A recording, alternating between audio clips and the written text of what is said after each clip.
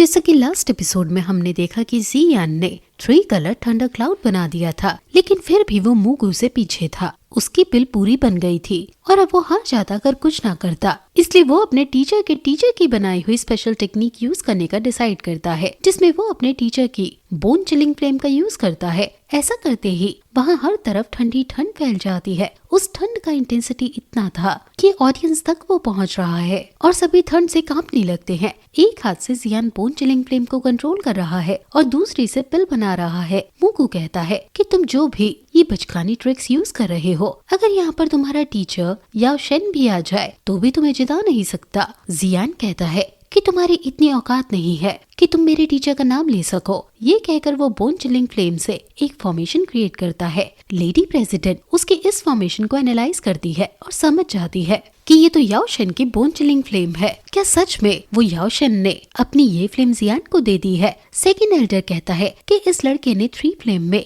Expertise हासिल कर ली है। ये सच में याओ शेन के डिसाइपल कहलाने के लायक है। ऑडियंस भी आपस में बातें करने लगती है कि किसी के लिए एक फ्लेम को हैंडल करना मुश्किल होता है और पूरी जिंदगी एक फ्लेम को ही मास्टर करने में लगा देता है, लेकिन जियान 3 फ्लेम को कंट्रोल कर रहा है। लड़कियां भी कहने लगती हैं कि ये जियान बहुत ज्यादा लकी है जो इसके पास 3 फ्लेम्स है। बाकी लोग जैसे काविंग और दानशन वगैरह तो नीचे आ जाते हैं और अब सिर्फ कंपटीशन में जियान और मूगू हैं। मूगू गुस्से में कहता है कि कितना भी तुम यहाँ शो ऑफ कर लो, लेकिन आज नहीं तो कल मैं तुमसे तुम्हारी तीनों फ्लेम्स छीन लूंगा। जियान अपनी फॉर्मेशन से फ्लेम को कंट्रोल करके उसे एक शेप देता है और अपनी पिल को बाहर निकालकर उस शेप को पिल में डाल देता है, जिससे उस पिल के अंदर से बहुत ज्यादा इंटेंसिटी में एनर्जी फ्लक्चुएशंस की वेव निकलने लगती हैं। बहुत ज्यादा इंटेंसिटी में एनर्जी फ्लक्चुएशंस की वेव्स निकलने लगती हैं। मूगू भी नहीं समझ पाता कि आखिर ये लड़का करना क्या चाह रहा है। लेडी प्रेसिडेंट पास बैठे एल्डर से कहती है कि क्या तुम्हें याओ शेन का वो किस्सा याद है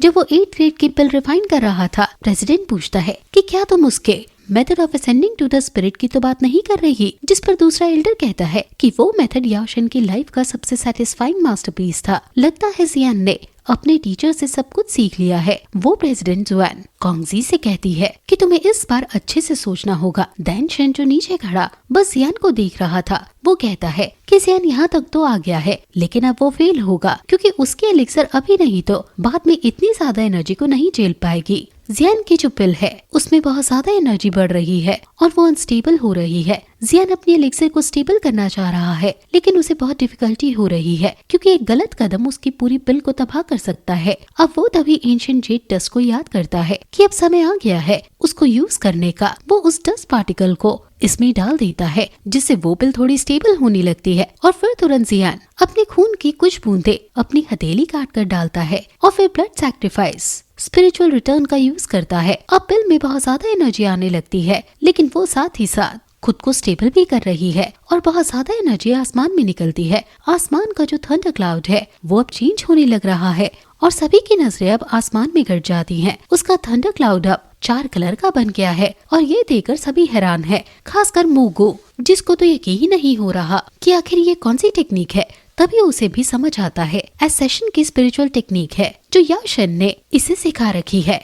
उसे जियान के अंदर याओ शेन की झलक दिखने लगती है और जियान भी सफाई के साथ अपनी पिल को रिफाइन करने लगता है और फिर उसके पॉट में से बहुत ज्यादा एनर्जी आसमान में निकलती है और वहाँ बहुत ज्यादा थंडरस्टॉर्म आने लगता है और तभी वो 4 कलर वाला थंडर क्लाउड 5 कलर में ट्रांसफॉर्म हो जाता है। और ये देखकर तो किसी के मुँह से चू तक नहीं निकलती क्योंकि सभी की आंखें फटी रह जाती है। जियान ने अभी अभी एक चमत्कार कर दिया है और सभी लोग जियान के नारे लगाते हुए चिल्लाने लगते हैं। काविंग भी कहती है कि ये तो सच में कामयाब हो गया। लेडी प्रेसिडेंट भी कहती है कि अब आगे जियान अपनी काबिलियत के अनुसार जाएगा। वो सभी जियान के लिए खुशी हो रहे थे कि तभी थंडरस्टॉर्म आउट ऑफ कंट्रोल जाने लगता है और वो बड़े से बड़ा हो जाता है। उसमें से काफी सारी बिजलियां गिर रही हैं और हर तरफ कहर ढा रही है। ऑडियंस खुद को बचाने लगती है और उन्हें समझ नहीं आता कि अचानक से ये क्या हुआ। वो एनर्जी जियान के सेटअप को बिगाड़ने की कोशिश करने लगती है। उसके पॉट और उसके स्टैंड पर बहुत तेज बिजली गिरने लगती है। जो लाइटनिंग प्रोटेक्टिव डिवाइस यहाँ लगाए हुए हैं वो इतनी ज्यादा एनर्जी को विथस्टैंड नहीं कर सकते हैं और वो भी अपनी मैक्सिमम लिमिट पर काम कर रही हैं और आसमान की एनर्जी को एब्सॉर्ब कर रही हैं। लेकिन जियान और बाकी सभी को पता है कि ये आउट ऑफ कंट्रोल जाते जा रहा है। जियान का लाइटनिंग प्रोटेक्शन डिवाइस टूटने की कगार पर है क्योंकि उसमें काफी सारे क्रैक्स आ गए हैं। मूगू ये देखकर हंसता है और कहता है कि 5 कलर थंडर क्लाउड बनाना तुम जैसे बच्चों का खेल नहीं है, तुम इसकी एनर्जी को नहीं संभाल पाओगे, अब यही एनर्जी तुम्हें मार देगी। प्रेसिडेंट कहते हैं कि लाइटनिंग प्रोटेक्शन डिवाइस में क्रैक्स आ गए हैं और अगर ये कम्प्लीटली डैमेज हो गए तो जियान खुद अकेले अपनी करंट स्ट्रेंथ के अकॉर्डिंग इसको नहीं संभाल पाएगा। पॉइजन गर्ल भी कहती है कि जियान यहाँ से निकल जाओ क्योंकि लाइटनिंग प्रोटेक्शन डिवाइस किसी भी समय टूट सकता है। काओविंग और बाकी सभी की दिल की धड़कनें रुक सी जाती हैं, लेकिन फिर भी जियान वहाँ से नहीं हटता। सेकेंड एल्डर कहता है कि जियान अपने ऊपर बहुत ज्यादा प्रेशर डाल रहा है और फिर तभी वो लाइटनिंग प्रोटेक्शन डिवाइस टूट जाता है। मूगू हंसते हुए कहता है कि अब देखता हूँ मैं तुम्हें कि तुम कैसे अपनी करंट स्ट्रेंथ का यूज करके लाइटनिंग स्ट्राइक्स को रोकते हो और कैसे तुम 5 कलर थंडर क्लाउड एलिक्सर को फॉर्म करते हो। अब तभी वो लाइटनिंग पार एक ड्रैगन का अवतार ले लेती है और वो ड्रैगन की आंखों में जियान की मौत नजर आ रही है। वो ड्रैगन काफी ज्यादा पावरफुल और मर्सीलेस प्रतीत हो रहा है और वो जियान के ऊपर दहाड़ने लगता है। सभी की आंखें उस ड्रैगन पर जम जाती हैं और ड्रैगन की दहाड़ सुनकर ऑडियंस में हाहाकार मच जाता है क्योंकि ऐसा दृश्य उन्होंने पहले कभी किसी पिल कॉन्फ्रेंस में नहीं देखा था। सभी लोग अपनी जगह से भागने लगते हैं और हर तरफ हाहाकार मचते हुए पॉइजन गर्ल, लॉर्ड तियान हाओ और जियान उड़कर जियान को उस ड्रैगन से बचाने के लिए जाने लगते हैं, लेकिन वो ड्रैगन बहुत ज्यादा फास्ट है और वो उसके पहुंचने से पहले जियान तक पहुंच जाता है। जियान ड्रैगन को अपनी तरफ आता देख तुरंत अर्थ डेमन पपेट निकालता है और तुरंत वो ड्रैगन को रोकने के लिए उससे भिड़ जाता है। दोनों एक दूसरे को पीछे धकेलने लगते हैं और अर्थ डेमन पपेट बहुत ज्यादा कमजोर है उसके मुकाबले में, लेकिन फिर भी वो डटकर ड्रैगन को रोक रहा है। अब इतना टाइम बहुत था प्रेसिडेंट को यहाँ आने के लिए और वो अपनी पास का यूज करके लाइटनिंग स्ट्राइक्स को कंट्रोल करते हैं और उस ड्रैगन को भी ड्रैगन की पावर को और डेमन पपेट खुद में अब्सॉर्ब करने लगता है और वो अपग्रेड होने लगते हैं। जियान ये देखकर हैरान हो जाता है कि तुम तो अपग्रेड हो गए हो, तो फिर वक्त आ गया है इसे खत्म करने का। वो अर्थ डेमन पपेट को कंट्रोल करता है और फिर उस ड्रैगन को आसमान में ले जाने लगता है और वो पपेट ड्रैगन को पूरी तरह से डिस्ट्रॉय कर देता है। अब धीरे धीरे आसमान साफ होता है और ऑडियंस होश संभालती है और देखती है कि जियान ने ये संभाल लिया है और फिर वहाँ फाइनली सूरज निकल आता है और उसकी रोशनी में अर्थ डेमन पपेट नीचे आता है जो अब काफी ज्यादा ताकतवर हो गया है प्रमोट होने के बाद। सभी की नजर उस पर है और सभी को अब जाकर आराम मिलता है। मूगू तो अब गुस्से में आग बबूला हो गया है और प्रेसिडेंट अपनी जगह पर जाते हैं और कहते हैं कि जियान ने तो कमाल कर दिया कि उसके पास ऐसा पपेट है जो लाइटनिंग पावर को एब्जॉर्ब कर सकता है। ऐसा पपेट तो बस एंशिएंट रुइंस में ही मिलता है। लेडी प्रेसिडेंट अपने पुराने प्यार याओशन को याद करते हुए कहती है कि तुम्हारा डिसाइपल बिल्कुल तुम्हारी तरह आउटस्टैंडिंग है। अगर तुम यहाँ होते तो तुम्हें अपने डिसाइपल पर बहुत ज्यादा गर्व होता। जियान के अंदर सभी पुराने एल्डर्स को याओशन की ही इमेज दिखाई दे रही है और अब जियान के हाथ में रिफाइन की हुई 5 कलर वाले थंडरस्टॉर्म की लेवल 8 की पिल है। जियान अपने टीचर को याद करता है कि मैं आपके ही दिखाए हुए रास्ते पे चल रहा हूँ और जो आपने अपने टाइम पर किया वो मैं कर रहा हूँ और अब मुझे पता चल रहा है कि आपके लिए ये कितना डिफिकल्ट था। आपने कहा था कि कल्टीवेशन की रोड एंडलेस है, लेकिन अगर मेरे दिल में आग लगी हुई है, जज्बा बना हुआ है, तो मैं किसी भी सड़क को पार कर सकता हूँ। अगर आप मुझे आज देख पाते तो आप जरूर मुझ पर फक्र महसूस करते। आपके पुराने दोस्त भी अभी तक आपको नहीं भूले हैं, ये सभी आपको बहुत ज्यादा मिस करते हैं और मेरी तो आप पूछो मत कि मैं आपको कितना ज्यादा मिस करता हूँ। आप जब से गए हो खुशी क्या होती है मैंने नहीं एक्सपीरियंस की। अब फिर प्रेसिडेंट रिजल्ट अनाउंस करते हैं और कहते हैं कि इस कंपटीशन का विनर जियान है। ये सुनते ही ऑडियंस में जोश की लहर दौड़ जाती है और जुआन हाथ चीख चीख कर कहने लगता है कि ये मेरा भाई है। जियान उसे गुस्से से देखती है कि तुम तो इसे पहली बार देख रहे हो। वहीं अब प्रेसिडेंट जियान से कहते हैं कि तुम अब चैंपियन हो तो तुम्हारे पास अब डैंगा जाइंट कैंडिडेट बनने का मौका है और अब तुम्हारे प्राइजेस है ये। वो उसे उसके प्राइजेस देते हैं। वो कहते हैं कि ये कल्टीवेशन मेथड्स एंशिएंट टाइम से पास की गई हुई हैं और उसका नाम ताई सोल आर्ट है।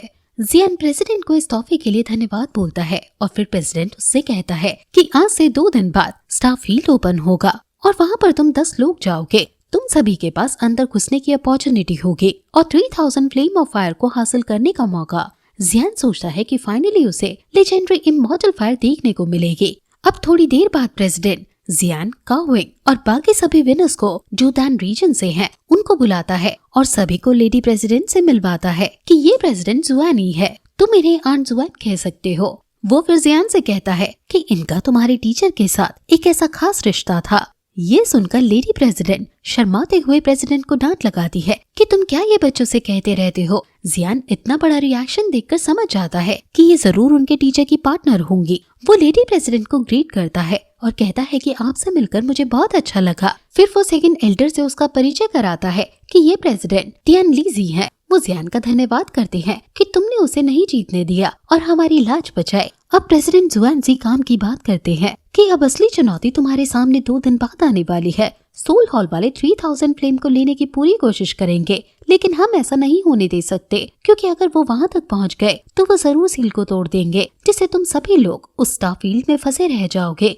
हालांकि हम 3 लोग उस स्टारफील्ड की सील को मेंटेन करने की पूरी कोशिश करेंगे। हमने तुम्हें इसलिए ही यहाँ बुलाया है कि तुम लोग एल्डर्स और आपस में कोऑपरेट करना और मूगू को उस फ्लेम तक पहुँचने से रोकना। अगर वो सील को डिस्ट्रॉय करने का ट्राई करे तो ये सोल पर्ल है, तुम इस सोल पर्ल को क्रश कर देना। हम तुरंत समझ जाएंगे और तुम्हारी मदद करने को आ जाएंगे। अब दांता का सर्वाइवल तुम्हारे ऊपर निर्भर करता है। अब से सेफ साइड रहने के लिए जियान तुम दान पगोड़ा में ही रहो और अपने माइंड को थोड़ा रेस्ट दो। जियान उन तीनों प्रेसिडेंट को धन्यवाद बोलता है और फिर यहाँ के शानदार होटल में चला जाता है। उसके पीछे पीछे पॉइजन गर्ल और जिया भी आए हैं और जिया कहती है कि दांता कितना ज्यादा अच्छा रीजन है, लेकिन मैं सोच रही हूँ कि यहाँ एलिक्सर्स कहाँ छुपे हो सकते हैं।